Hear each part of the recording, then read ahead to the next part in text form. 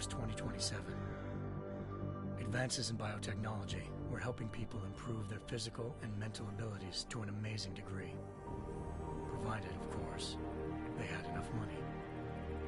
A new breed of people was emerging, half human, half machine. And in Detroit, at least, not everyone was happy to see it. I'd just landed a job as head of security at Sarif Industries, a cutting-edge biotech firm. David Sarif himself handpicked me for the job, said he needed me to keep his people safe. My ex, Megan Reed, was one of them. A brilliant neuroscientist, Megan had found a way to make augmentation safe and affordable for everyone. All she had to do was present her research to Congress. But the night before her big meeting, my security measures failed. A team of Black Op mercenaries stormed into Sarif headquarters, massacring everyone in sight. 3 of the mercs were heavily augmented walking tanks. Their mission? Take out Megan and her team. I tried to stop them, but their leader tossed me through a plate glass wall. Last thing I heard as his bullets slammed into my brain was Megan's dying scream. I should have died with her. Only I didn't. High-end military-grade enhancements saved my life. The best augmentation Sarif's money could buy. It took me half a year to get a feel for her. Should have taken longer. But 6 months into my recovery, Sarif Industries was attacked again. This time, by a radical group of pro-human purists. Violent, militant, and fanatically opposed to human augmentation. They claimed to be members of Humanity Front, a non-profit organization that wanted the UN to limit biotechnology research. The thugs broke into Sarif's factory and found machinists working overtime on a top-secret military augment called the Typhoon. Sarif sent me to retrieve it, and when I did, I found one of the so-called purists next to it, wired with cerebral implants, trying to download its classified specs. Obviously, something more was going on. The AUG killed himself before I could question him. Sarif ordered me to dig deeper, so with the help of Frank Pritchard, Sarif's head of cybersecurity, I did. Turns out a second hacker had been controlling the AUG's actions from somewhere off-site. Pritchard and I tracked his signal to a secret FEMA internment camp in Detroit. The Black Op mercenaries were there. The same mercs who'd left me for dead 6 months before. Figured they'd try again when they saw me. Wasn't so easy for them this time. I took out the tank named Barrett. Even got him to give me a new lead. A penthouse apartment in China. Of course, we both knew it would be a trap in the end.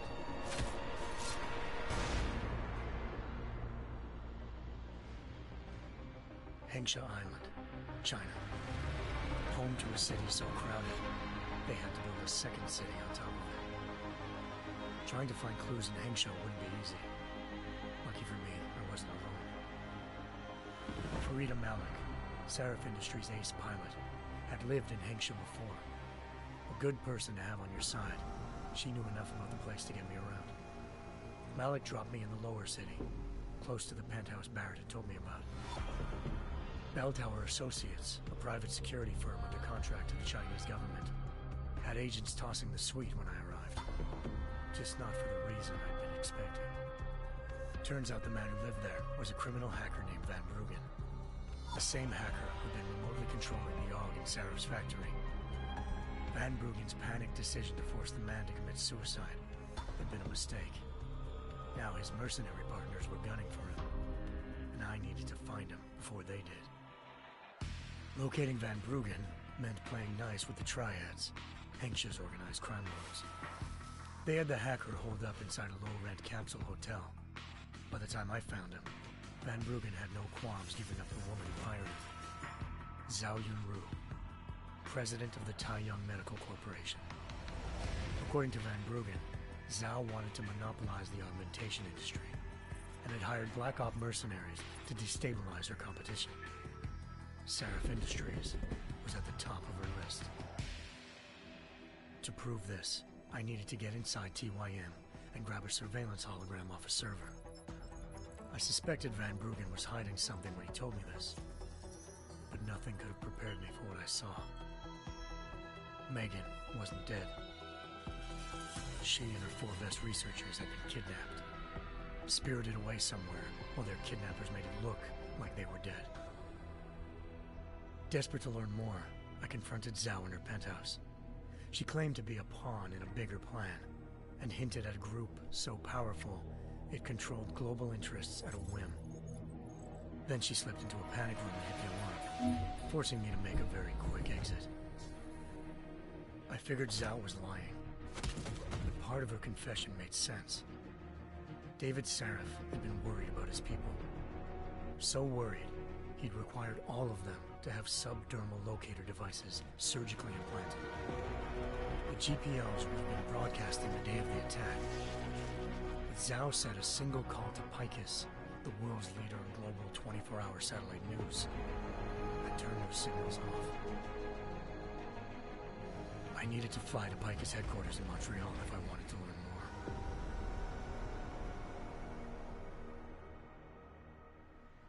Eliza Cassan, Picus Communications' First Lady of News. Malik thought I was reaching when I told her Eliza was involved in this. The world's most famous news anchor, working with a mercenary hit squad. But when I confronted Cassan in her office, she freely admitted to jamming Detroit's satellites the night Megan's team had been taken. Said she's just been following her commands. I suspected she wanted to say more. But Black Op mercenaries showed up looking to shut us both down.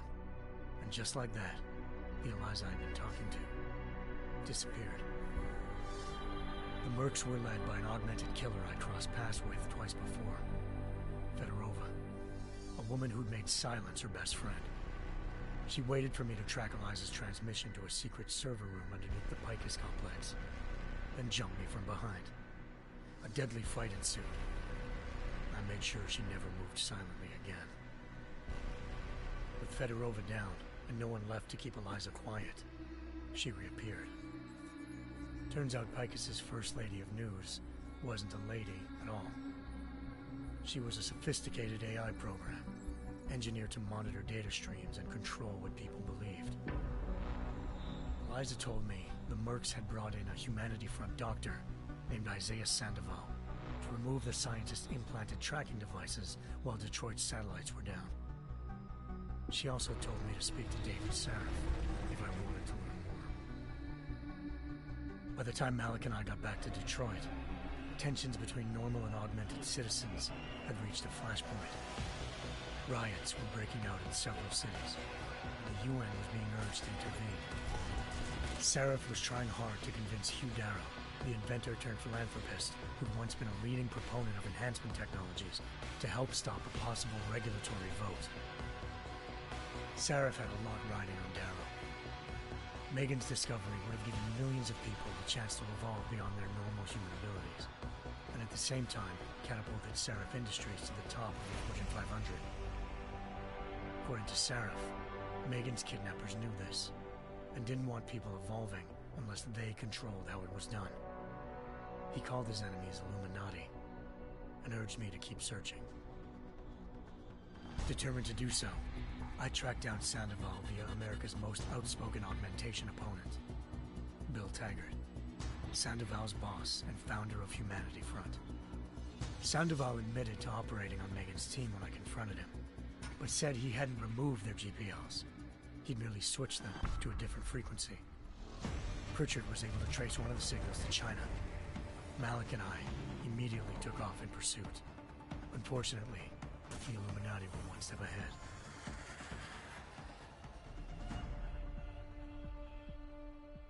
Ambushed. Shot out of the sky by Bell Tower Associates, seconds after entering Hengsha's airspace. Malik's piloting skills saved me. After a tense and bitter struggle, I escaped into Lower Hengsha. The tracking signal I was following led straight to the Triads, or more specifically, to the augmented arm of Tong Si-hung, leader of a gang of augmentation harvesters. Tong said they'd taken the arm off a corpse, which Bell Tower had left at their door, meaning at least one of Sarif's scientists was dead. Maybe not the rest of them, though. Kong pointed me to a port used for human trafficking and helped me slip aboard a bell tower ship. It was sailing to Rifleman Bank Station.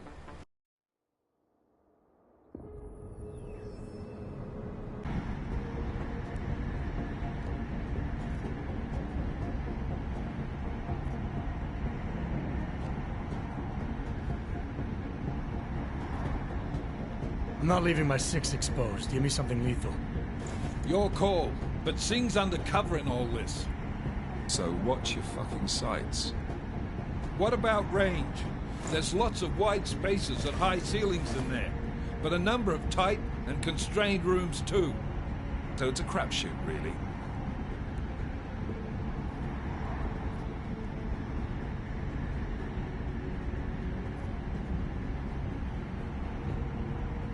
Never was one to play the odds. Give me something I can use up close. You got it. One last thing, Jensen. Singh said the Jinn are using some sort of portable Wi-Fi device to boost communications. He's got a better chance of maintaining cover if you disable it. I'll keep an eye out for it. But aren't we on the clock here? You said there's a sandstorm moving in. There is, and we got the intel on this mission at the very last minute. So we're scrambling a little. If it comes to it, your #1 priority is keeping the Jinn out of that atrium. Copy that.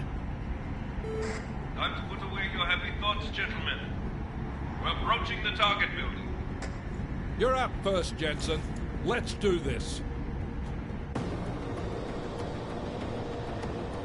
Task Force Actual. This is Knife Leader. Engage Hush drives and descend to Angels 1-5.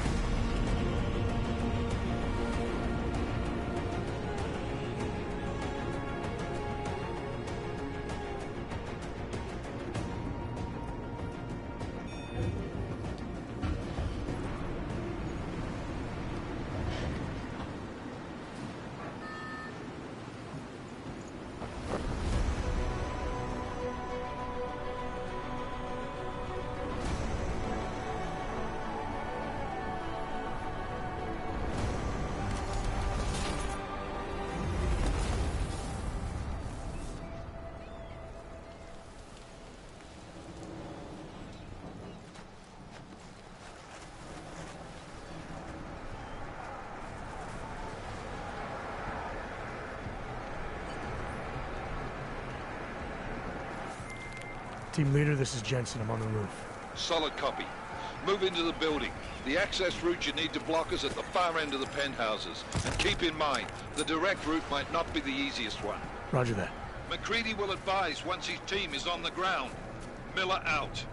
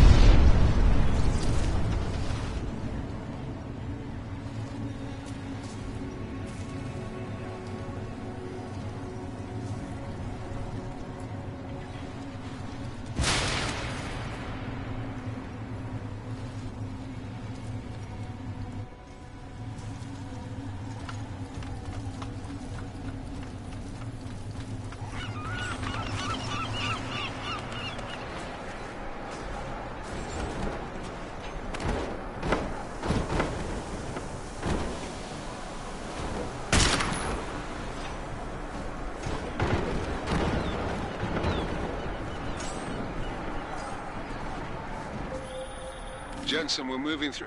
Oh, fuck! What's wrong? The Jinn have got...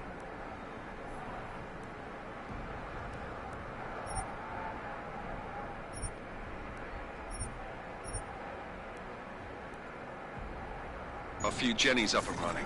Gonna have to hack keypads. You should enjoy it, McCready. They have colors and shapes. Just remember, red means bad.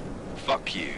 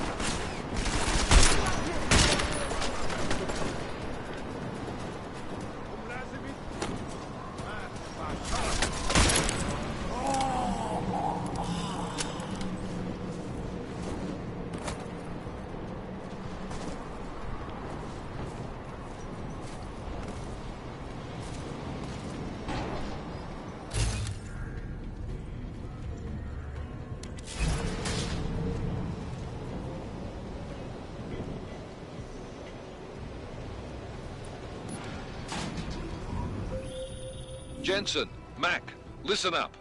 Doppler shows that sandstorm's moving in fast. It's big, and it's gonna hit us hard. God, I hate the fucking desert. Confirm visual? I can. Time is not on our side. Copy that. Solid copy.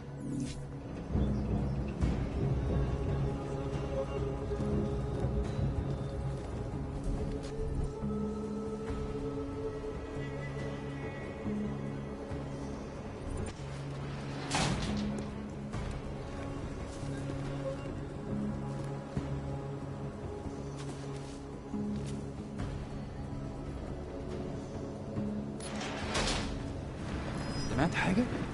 أنا متأكد يا دي مصيبة.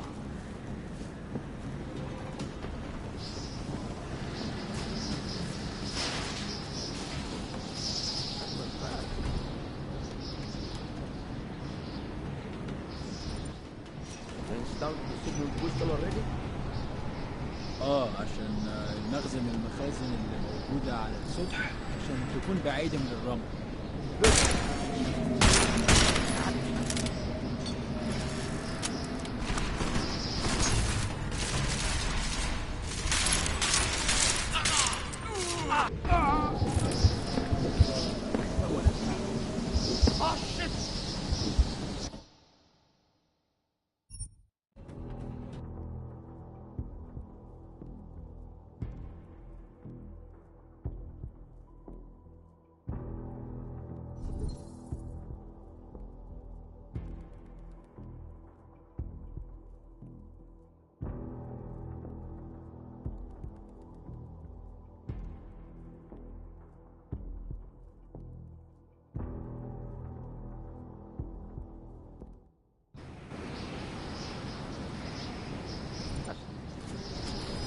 سمعت حاجة؟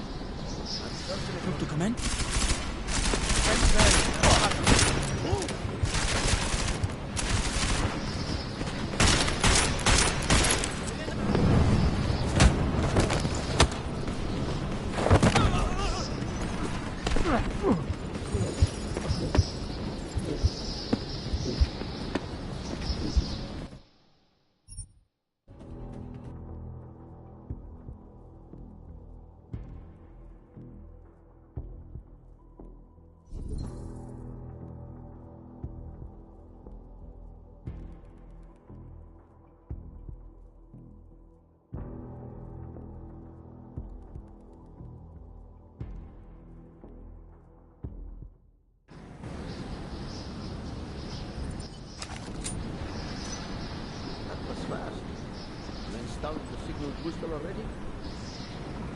عشان المخزن المخازن اللي موجودة على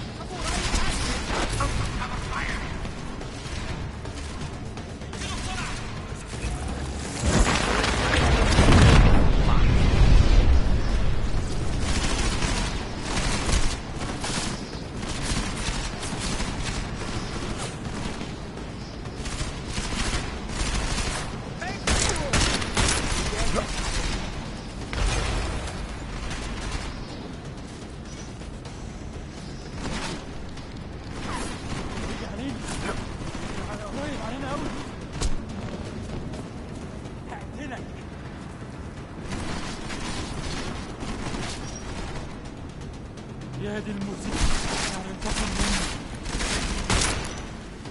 وجه ليه عني؟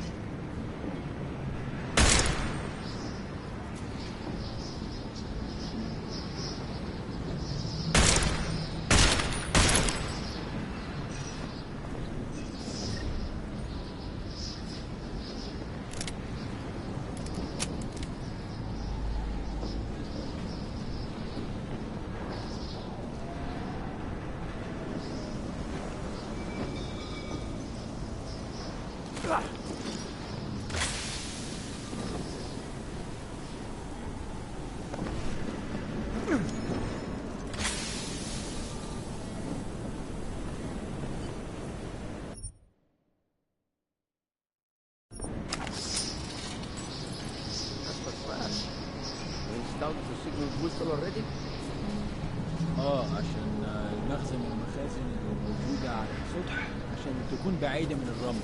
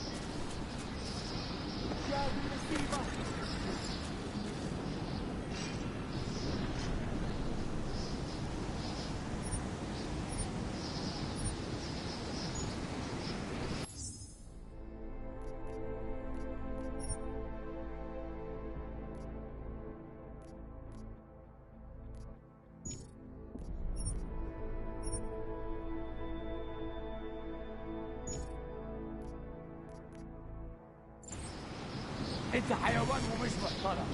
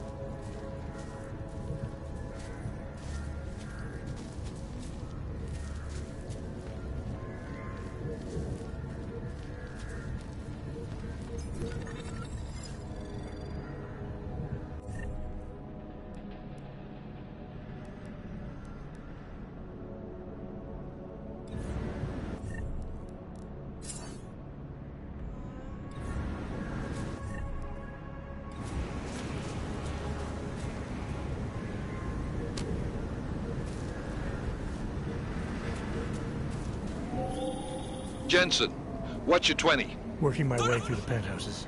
Remember to keep an eye out for the Jinn's communications booster. If you can, disable it. Roger that.